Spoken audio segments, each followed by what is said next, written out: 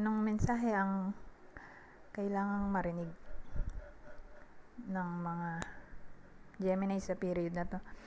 Pwedeng nangyayari na itong magiging reading natin or mangyayari pa lang.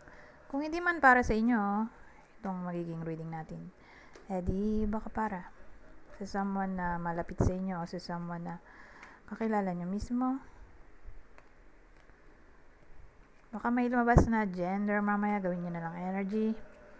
Masculine at feminine energy, pwede rin naman na wag nyo nang pansinin. Ang gender, hindi ko masasabi kung anong magiging reading, kung positive ba o negative. Depende sa kung anong mapipick up kong energy. Walang masama kung papanoorin ang Sun, Moon at Rising sign kasi baka man sa mga yan ay mag-resonate na sa sitwasyon nyo.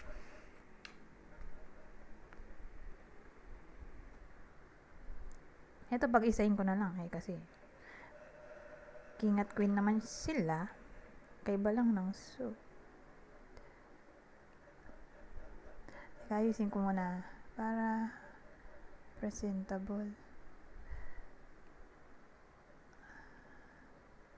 So, meron tayo ditong Queen of Pentacles, King of Cups, ito Three of Pentacles, ito Seven of Swords, Ace of Pentacles.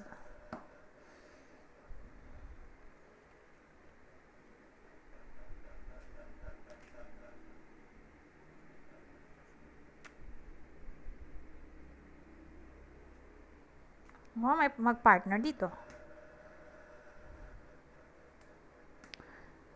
Hindi ko nga lang masabi kung mag-asawa ba ito nakasal or hindi.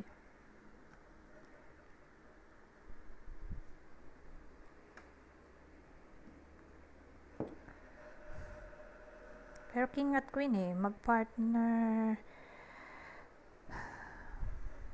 Tanungin ko na nga lang dito. Kasal ba tong mga to? Yes or no? Wala rin. Wala namang ganun sa Lenormand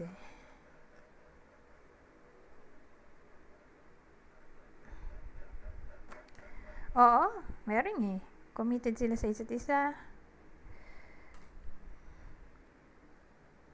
O kasal yan. Sabihin natin wedding ring to. Kaya lang kasi since lumabas din to, may meaning yan malamang.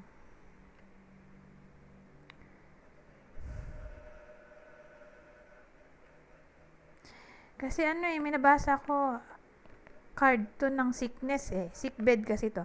So pag anong sickness, may nasisira yung health.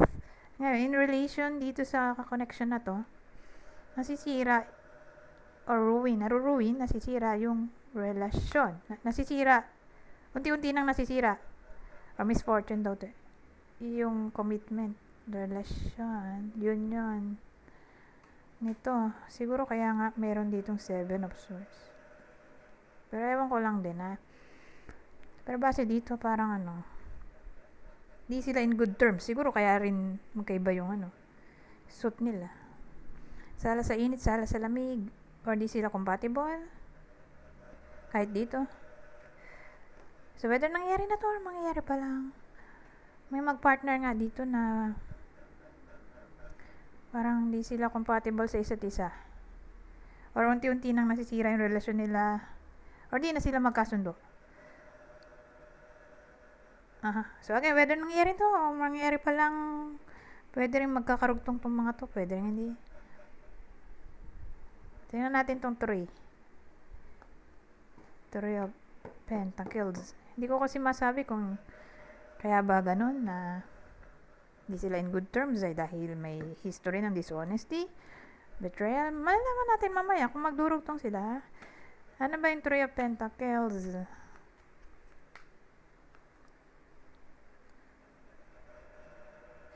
Sa topic ng cooperation, konektado to. Sa topic ng teamwork, syempre, dalawa sila, magka-team. Teamwork, cooperation.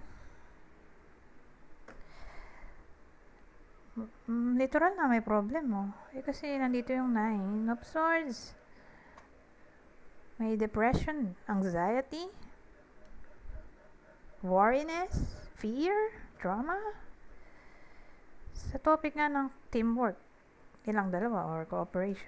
Wala na sigurong cooperation sa dalawang yan. Kaya ganyan.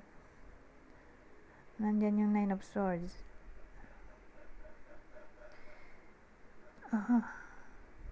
And yung 7 of Swords.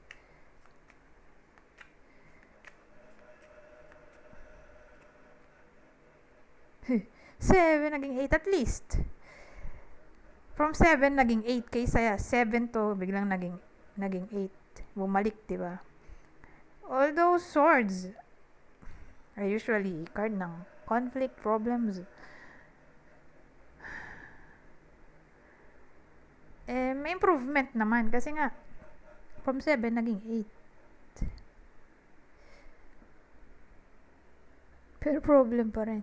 Pero at least may pag-usad. Okay, kaysa bumalik na naman sa problema. Iniisip ko magkarugtong bato dito. Sa topic natin kanina, ilagay na rin na nga natin to dito. Since kasama sila talaga. Sa reading,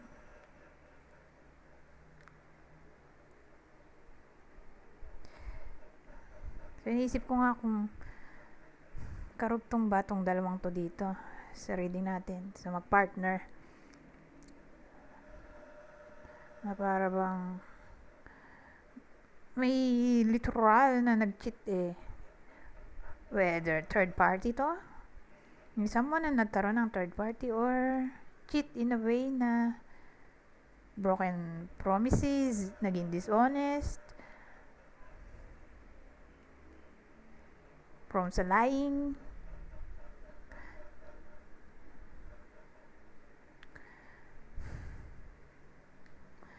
Dito kasi 8 of Swords. Ang dating na-trap may someone na na-trap. Alam naman niya kung paano siya aalis sa sitwasyon. Kaya lang parang ang dating siya mismo yung ayaw gumawa ng action para makaalis sa something na nagtatrap sa kanya. Doon papasok yung powerlessness or may something na nagkukos ng limitation, obstacle.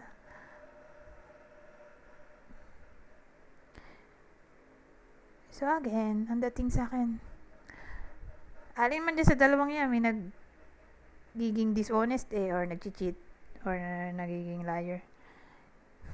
Alin man sa dalawang yan na para bang nakakaisip na nabigyan ng ultimatum yung partner or umalis na sa relasyon. Pero at the same time, hindi siya makapag-desisyon pa sa ngayon. Ganun dating. Ngayon, dito na tayo sa dulo.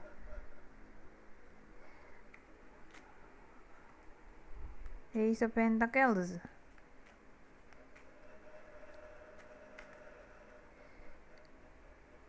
Teka, dito pala nauna, no?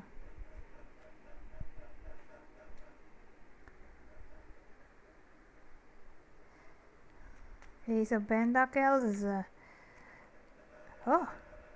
Edi may opportunity ng celebration. Harmony rin naman to. Opportunity ng reconciliation. Ang dating sa akin, opportunity to or abundance. Ito naman, celebration. Harmony.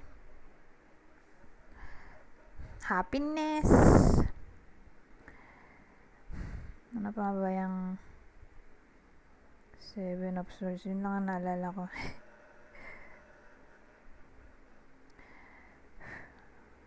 So, in short, malaki nga ang chance ng reconciliation. Yun na lang. Okay? In short. At mas magandang description. Nasa bandang huli, magkakaayos din yung magkakaaway dito, itong mag-lovers. Saka, dito nga, sabi ko nga kanina, nasisira, di ba? Kasi sickness, di ba, nadi-deteriorate yung health. Sick bed kasi to sabi nating nurse to, o caregiver. Unti-unting nasisira yung relasyon. Pero this time, since 4 to, ay number ng stability. Opportunity, new beginning for stability. Dating sa akin. So, from ruining ng commitment relationship, doon papasok to. Yung opportunity ng stability. Ibig sabihin, kung magkaayos sila, ipa-priority nila ang stability, security, maiwasan yung tuluyang pagkasira ng relasyon. So, ibig sabihin may improvement or may chance na ayusin ang problema para magkasundo na. Ito, mag-lovers. Maganda naman yung naging reading natin, fairness.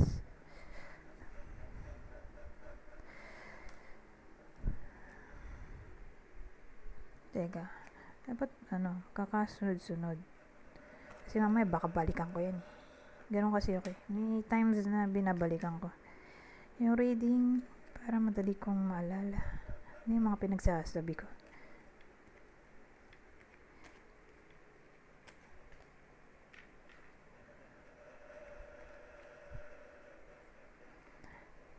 So, dito naman tayo sa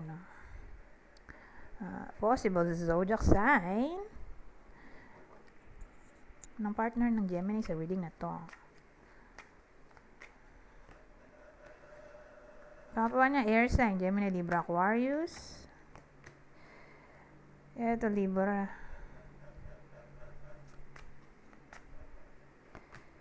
Leo. Ngayon, kung di man para sa inyo yung reading, di baka para sa someone na malapit sa inyo, kakilala o idol, ito ang possible zodiac sign niya. Libra ulit. Ito, Pentacles. Earth sign. Says Earth sign, Taurus, Virgo, Capricorn, Scorpio.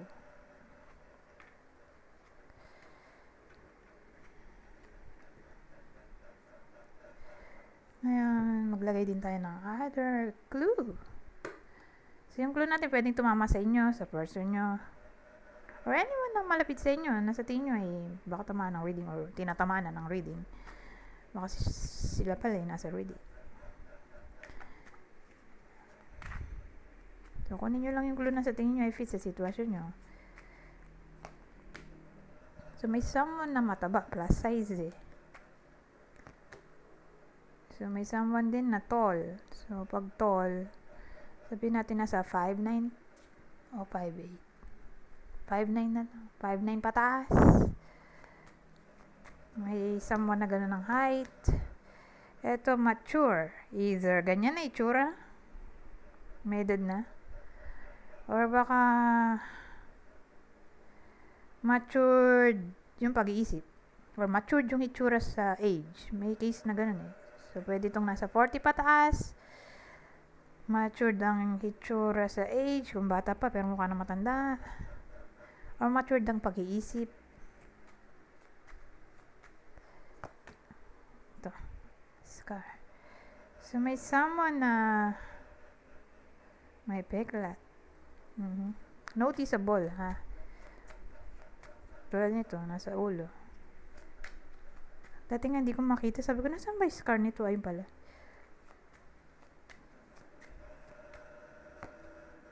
Green eyes. Whether inborn yan or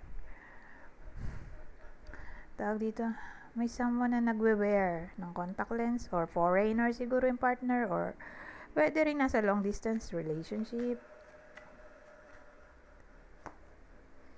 Ito, facial hair.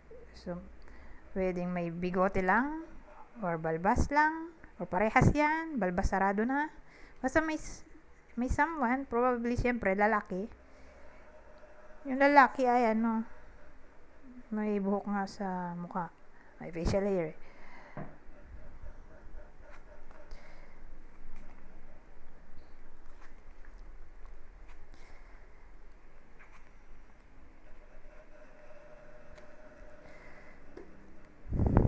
Ngayon, ibang senaryo na tayo, ha? So, who knows? Baka magkarugtong, pero madalas hindi. Hindi magkarugtong yung kwento. Tingnan natin. Kaya lang wala na pala tong ilaw ko. Lobat na. Palitan ko lang. Dahil madilim.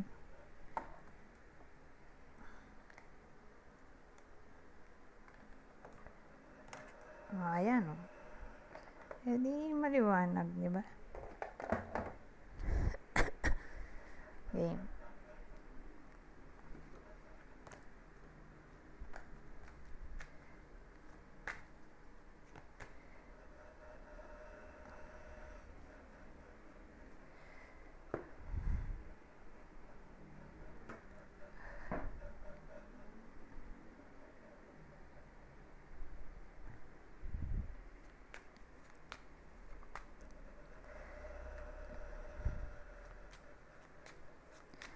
Ano kaya to? Oh.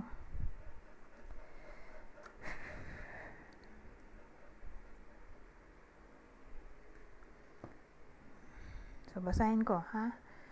The Swan Queen. Transformation, intuition, patience. The pre-season wave. Self-sabotage. Poverty, consciousness. Eto, dog. Lion. Yung dulo. Ano kaya to?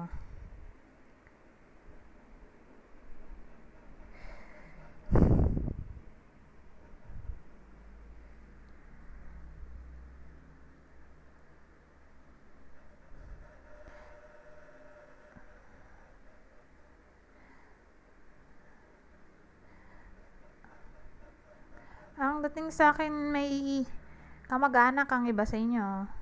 Or kagrupo. Na para bang intuitively,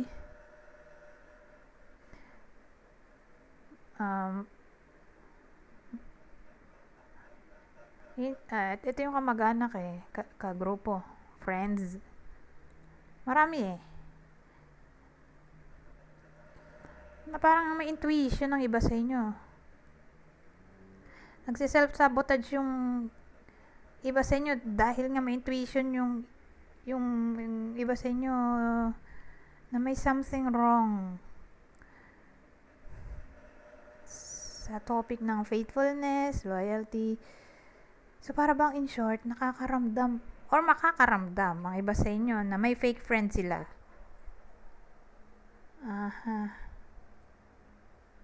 Oh, traidor. Oh my God. Pero ganun eh. So, again, kamag-anak to, ha? Or friends. Clan kasi to eh. Parang ano, grupo ba? Or ka-workmate. So, depende kung sino sa inyo receive nung intuition na sinasabi ko dito. Ayun, may intuition tayo. Ngayon, ibang senaryo.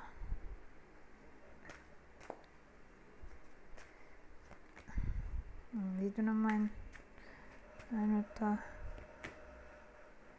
Camel boy.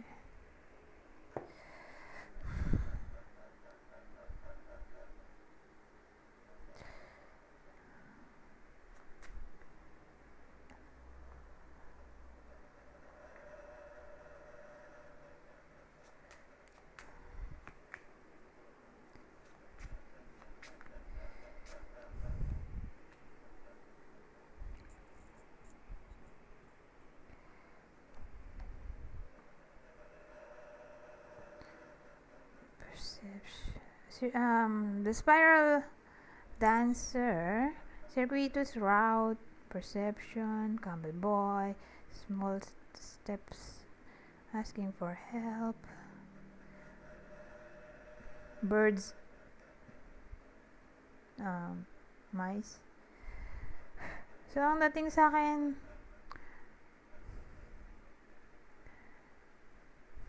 magkakaroon ng perception ng iba sa inyo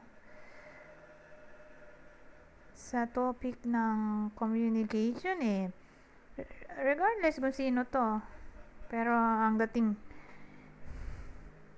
either may ghosting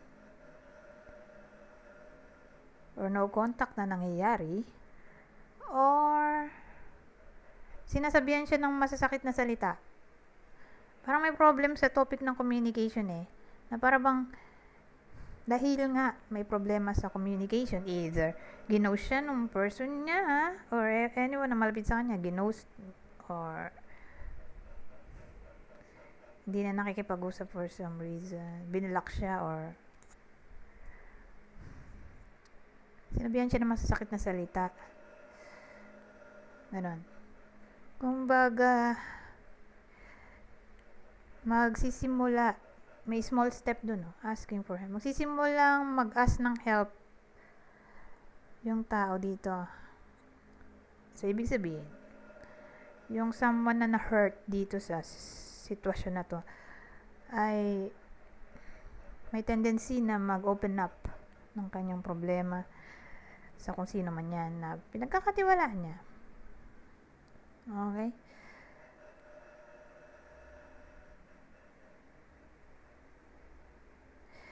Pero kasi iikot to sa sa relasyon or magkapatid, pwede rin. Pero again, since general reading to, regardless kung sino yung tao, pero specifically, karelasyon or kapatid. Pero again, depende nga sa nanonood.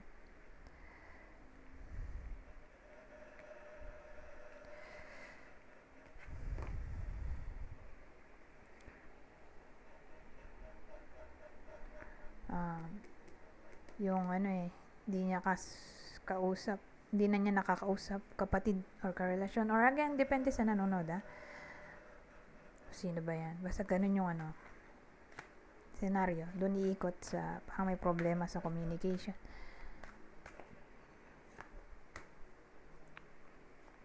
Whether nangyayari na yun o mangyayari ba.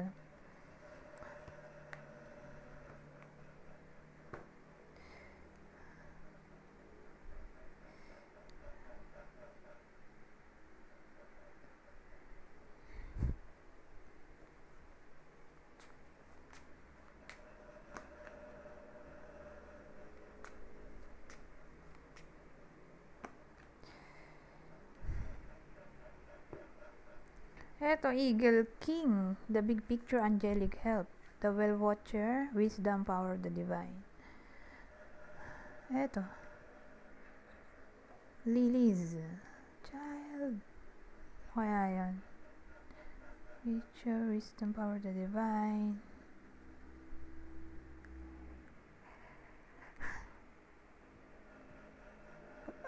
Maraming pwedeng case. Sabihin natin mataas ang pangarap ng magulang sa anak niya, willing siyang igapang ang pag-aaral, or willing siya magturo basta tumaas ang grade ng anak, or maging honor student.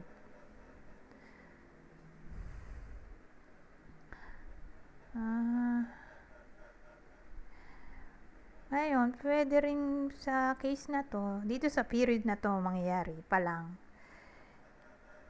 yung topic ng magiging motivated ang iba sa inyo. Kakaroon sila ng wisdom na maging motivated sa work, mag-improve or mas galingan, or maging productive sa work, ganun dating. May iba nga baka mag-masteral, maisipan nila mag-masteral, or magdiretso na talaga, resign, tas kukuha siya masteral, or maisipan pa lang. masteral, or magsiseminar, attend ng coaching program.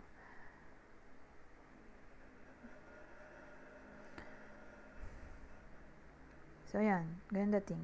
Magsisimula pa lang kasi nandito yung child eh. So, in short, may iba sa inyo na parang gusto mag-improve. Asahin ang skill nila sa talent nila, skill, knowledge. Ganun.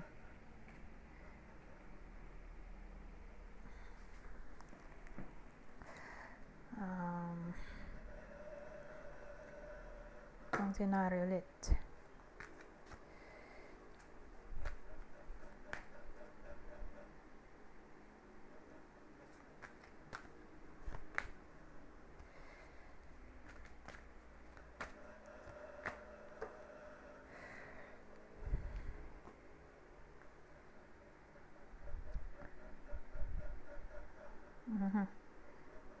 Nasaan ito?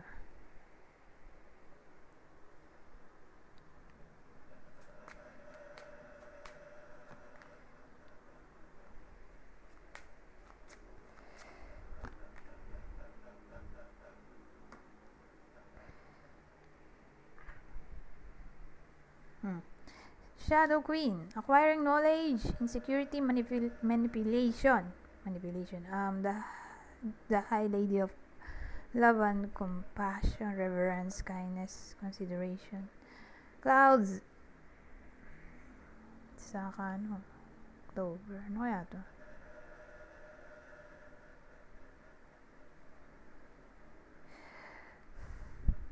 Well, ang dating sa akin, may iba sa inyo na magiging considerate. Kakaroon sila ng information na maging considerate sa topic ng financial issues. Let's say example. Let's say for example, may utang yung iba sa inyo. May utang yung kakilala nyo. Example sa inyo. Ngayon, naka-receive kayo na information na may problema nga siya. Kaya tuloy, baka hindi siya makabayad ng utang. So, kung ganun na nagkaroon kayo ng information, na yun nga, mukhang may problema yung tao, ngayon, naasahan nyo magbayad,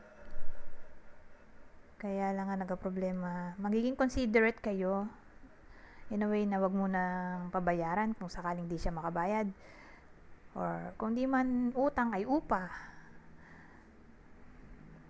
Halimbawa, may boarding house yung iba sa inyo, tapos yung tenant di makabayad, parang ang dating magiging considerate kayo dito na bigyan pa ng palugit o palugid. Ewan ko. Ganun. Sa pagbabayad ng upa.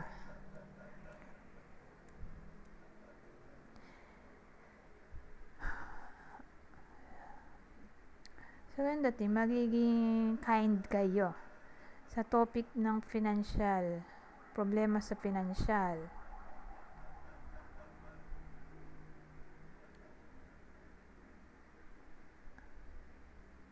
O pwede rin namang let's say, wala kayong problema sa pera, pero naka-receive kayo ng information na yung kakilala nyo na malapit sa inyo ay nagka-problema financially. So, ang dating sa akin, magiging kind kayo dito na magpautang dun sa friend nyo na nangangailangan, or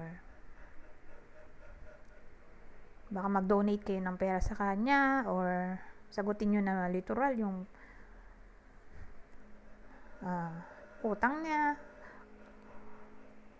or magbigay kayo financial aid, basta ganun. Kayo yung magiging mabait sa topic ng pera sa nangangailangan. Pwede rin ganun. Kung kayo sa tingin nyo yung blessed sa pera, kayo yung mag-share ng money, ganun dating sa nangangailangan.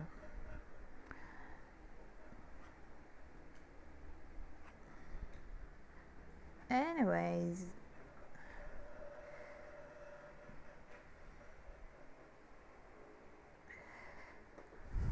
babasahin ko na lang tong part na to. Kunin nyo lang yung mensahe na sa tingin nyo ay fit sa sitwasyon nyo.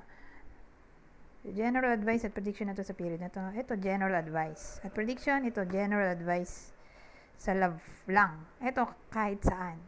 Depende. Pwedeng sa love, sa career, health. So, random yung lalabas na advice dito. Ito, purong relasyon lang. Yung advice. So, kunin nyo lang yung mensahe na sa tingin nyo ay fit sa sitwasyon nyo, ha? Babasahin ko na lang. Dali lang na maintindihan yan dahil basic English lang yan. So, sabi dito, feel your grief, but know that things will get better.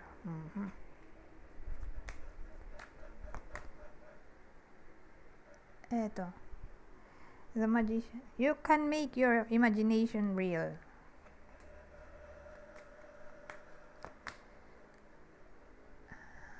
Ito naman.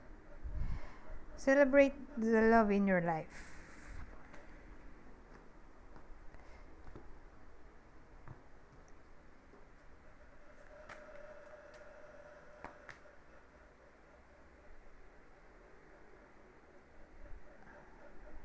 So, dito attraction, no? Divine soul counterpart, attraction transcends superficiality.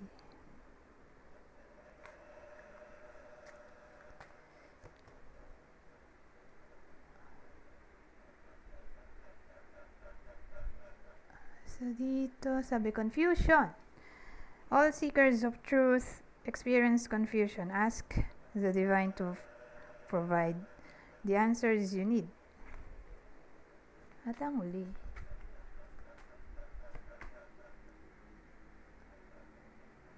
So, sabi naman dyan, telepathic.